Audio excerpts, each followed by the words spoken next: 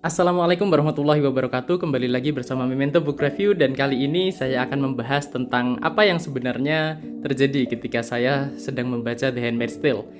Saya sudah menjanjikan untuk mereview buku ini beberapa bulan lalu, tetapi mundur terus ya. Sampai sekarang mohon maaf saya masih belum bisa mereview buku ini, dan di video kali ini saya akan membahas sebenarnya apa yang membuat saya lama sekali untuk bisa membahas The Handmaid's Tale karya Margaret Atwood. Kemudian saya juga ingin membahas tentang beberapa hal yang akan saya bawa ke dalam Memento Book Review pada tahun 2025 ini. Jadi tanpa berlama-lama lagi, langsung kita ulas yuk.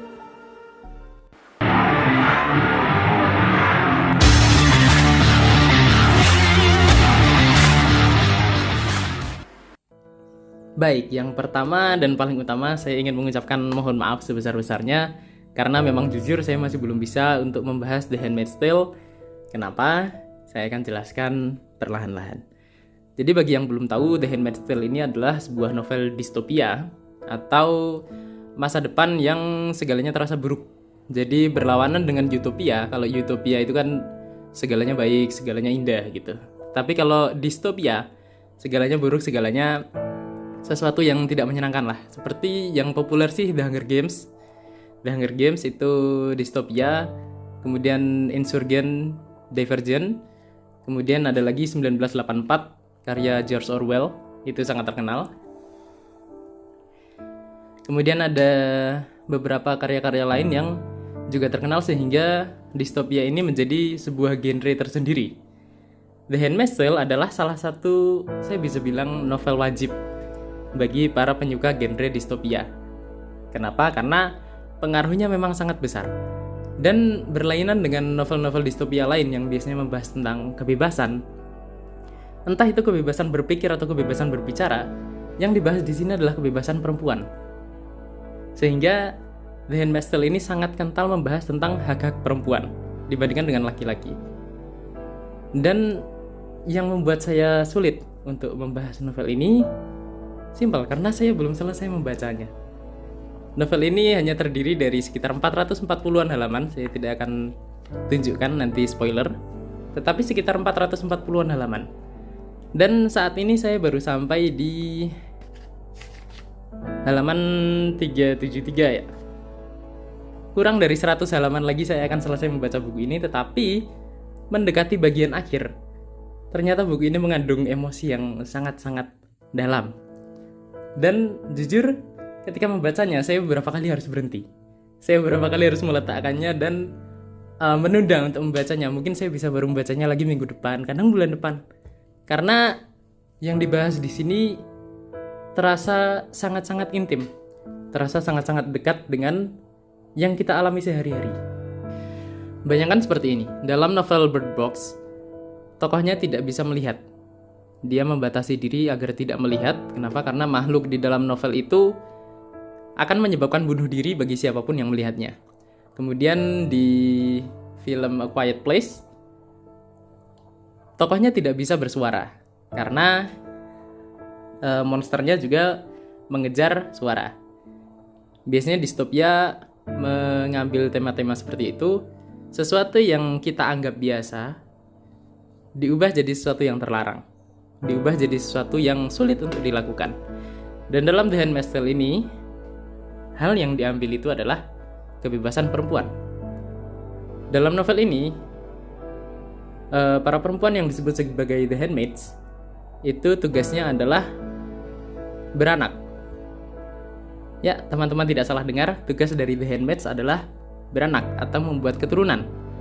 Bukan sebagai pemuas nafsu ya, karena diperjelas di dalam novel ini bahwa para perempuan itu tugasnya sudah bukan lagi sebagai pemuas nafsu, karena nafsu itu adalah sesuatu yang buruk, sesuatu yang tabu, sehingga tugas perempuan hanyalah kembali kepada esensi biologisnya, yaitu beranak, membuat keturunan, titik. Nah, cara penceritaan oleh Margaret Atwood ini sangat menarik karena dia menceritakan bagaimana kehidupan The Handmaids sehingga kita benar-benar bisa mengenal beliau. Kemudian diselingi beberapa flashback ketika pertama kali dunia berubah menjadi kacau.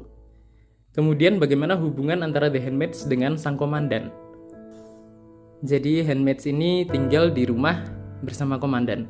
Satu komandan menempatkan satu handmaids, ketika sang komandan itu tidak mampu membuat anak dengan istrinya karena berbagai alasan.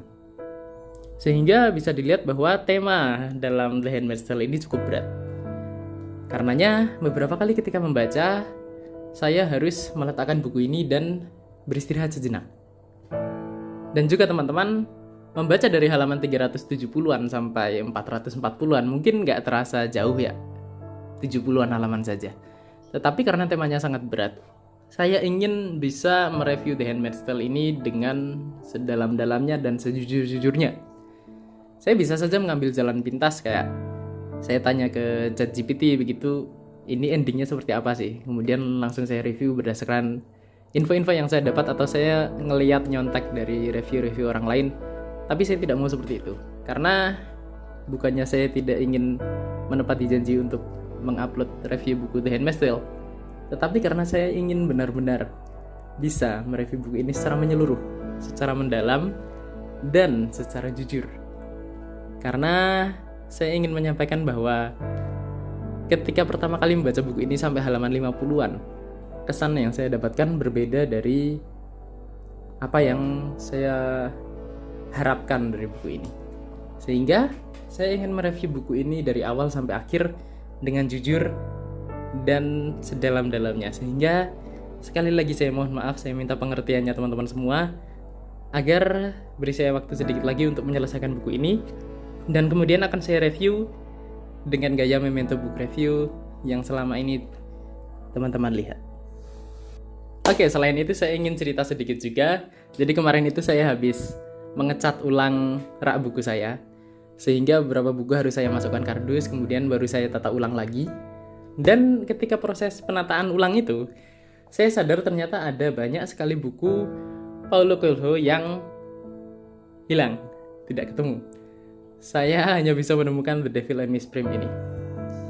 Padahal saya ingin sekali mereview beberapa buku dari Paulo Coelho, dan saya dulu punya cukup banyak. Paulo Coelho terkenal dengan novelnya The Alchemist. Dan saya katakan kalau teman-teman hanya pernah membaca Paulo Coelho dari The Alchemist, cobalah baca karya-karya yang lain. Karena The Alchemist itu novel yang sangat-sangat bagus, bisa mengubah hidup malah. Tetapi tidak mewakili keseluruhan dari gaya penulisan Paulo Coelho. Seperti contohnya buku yang saya pegang ini ya. Ini buku yang sudah cukup lama. Judulnya The Devil and Miss Prim, atau Iblis dan Miss Prim. Ini adalah buku dari trilogi sebenarnya. Trilogi bernama And on the Seventh Day, pada hari ke-7. Trilogi pada hari ke-7 itu selain The Devil and Miss Prim, ada By the River Piedra, I Sat Down and Wept, kemudian Veronica Decides to Die. Di tepi sungai Piedra aku duduk dan menangis, dan Veronica memutuskan mati. Sebenarnya trilogi ini tidak berkaitan seperti trilogi pada umumnya, di mana ceritanya saling berkesinambungan atau berkelanjutan gitu ya, diterus-teruskan. Tidak, malah tokoh-tokohnya berbeda di antara 3 buku ini. Karena trilogi yang dimaksud Paulo Coelho di sini adalah kesamaan mereka dalam bahwa ini adalah catatan perjalanan selama 7 hari. Dalam hari ke-7, tokohnya mendapatkan sebuah pencerahan. Dan perjalanan yang mereka lalui juga berbeda-beda. Kalau saya boleh memberikan sedikit bocoran ya, saya paling suka Veronica Decides to Die. Karena temanya membahas tentang hidup dan mati ya, seperti judulnya. Dia adalah karya Paulo Coelho yang menurut saya paling liar, paling mentah gitu. Tidak ditutupi seperti novel-novel lainnya. Karena Paulo Coelho ini kan terkenal sebagai guru spiritual ya. Tapi di Veronica Decides to Die, itu novelnya beneran terasa seperti novelis-novelis hebat pada umumnya, di mana beliau mengeksplorasi hal-hal yang sebelumnya dianggap tabu. Sedangkan By the River Piedra, I Sat Down and Wept, di tepi sungai Piedra aku duduk dan menangis, itu adalah karyanya yang lumayan puitis. By the River Piedra, I Sat Down and Wept itu adalah novelnya Paulo Coelho yang sangat puitis, romantis, tetapi masih kaya makna. Sehingga jika ingin mengetahui bagaimana Paulo Coelho bermain-main dengan kata, mengutak-atik kata dan sastra, Novel ini sangat saya rekomendasikan. Nah, tetapi sayangnya novel-novel tersebut hilang ketika saya sedang mengatur ulang rak buku, sehingga nanti untuk mereviewnya saya masih perlu mencari bukunya ada di mana. Kemudian teman-teman, yang ingin saya bawa ke dalam Memento Book Review pada tahun 2025 ini adalah analisis penulis. Ketika saya selesai mengecat rak buku dan kemudian menata ulang, saya sadar bahwa ternyata saya sudah mengoleksi cukup banyak buku, terutama dari penulis-penulis yang saya suka. Jadi saya seperti secara alami memfilter sendiri mana penulis yang saya suka dan mana penulis yang tidak. Kalau penulis yang saya kurang suka ya bukunya cuma saya beli beberapa. Tetapi kalau penulis yang saya suka, biasanya saya punya banyak bukunya. Dan yang paling dekat saat ini untuk saya ulas keseluruhan adalah Yasunari Kawabata dari Jepang. Beliau adalah orang Jepang pertama yang memenangkan Nobel Sastra. Sebelumnya saya pernah mereview salah satu buku beliau. Tetapi saya jadi tertarik untuk mengulas bagaimana Kawabata hidup, bagaimana beliau berinteraksi dengan penulisan, dan bagaimana hidupnya mempengaruhi karya-karyanya. Karena di sini saya sudah memiliki hampir seluruh karyanya ya, hampir. Jelas yang paling terkenal ada Daerah Salju, Snow Country atau Yukiguni, kemudian ada Beauty and Sadness, dan ada Thousand Cranes. Ya, Thousand Cranes atau Senbazuru. Ini adalah 3 buku yang dikutip oleh Komite Nobel Sastra ketika memberikan beliau penghargaan tersebut. Dikatakan bahwa 3 ini adalah novel yang paling berpengaruh milik Yasunari Kawabata. Saya sendiri berpikir bahwa di antara ketiga ini, Daerah Salju atau Yukiguni adalah karya terbaiknya. Tetapi bagaimanapun beliau tidak hanya menulis 3 novel. Beliau juga menulis Rumah Perawan atau House of the Sleeping Beauty, dan ini salah satu karyanya yang paling banyak diulas, dalam artian paling banyak dikaji secara keilmuan untuk sastra Jepang. Kemudian ada Daun-daun Bambu. Ini adalah kumpulan cerpennya, dan saya agak terkejut karena biasanya saya cuma baca novelnya. Tetapi ketika saya membaca cerpennya, yang pendek-pendek ini, hitungannya kan tetap lebih pendek daripada novel. Itu terasa sekali bagaimana metode Kawabata ternyata sangat cocok diaplikasikan pada cerpen.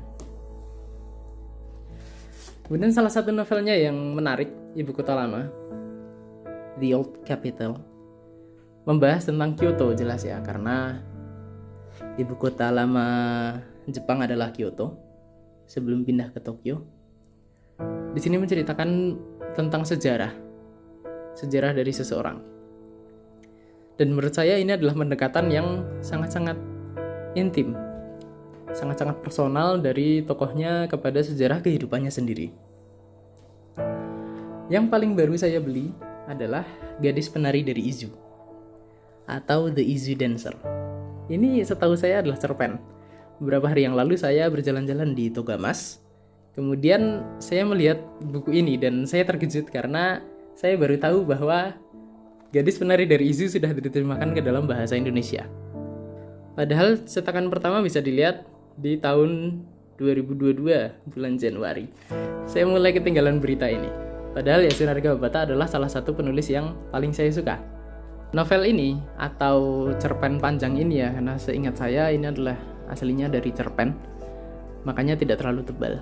Itu menceritakan tentang interaksi antara gadis penari dari Izu dengan seorang tokoh yang bisa kita lihat juga seperti Yukiguni atau Daerah Salju dan House of the Sleeping Beauty, bagaimana Kawabata mengeksplorasi hubungan antara tokohnya dengan seorang perempuan.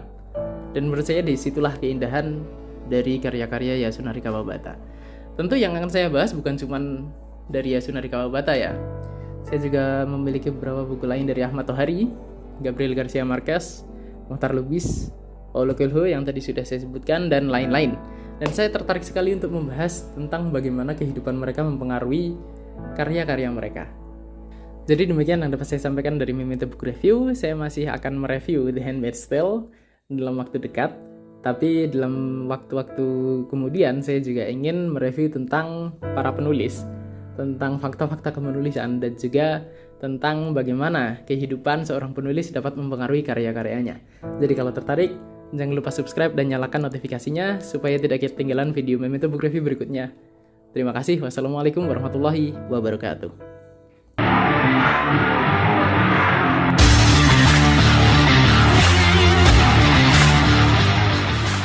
Membaca dari halaman 370-an sampai 440-an. Kan sekitar, bener nggak sih 700? 4? Iya bener ya.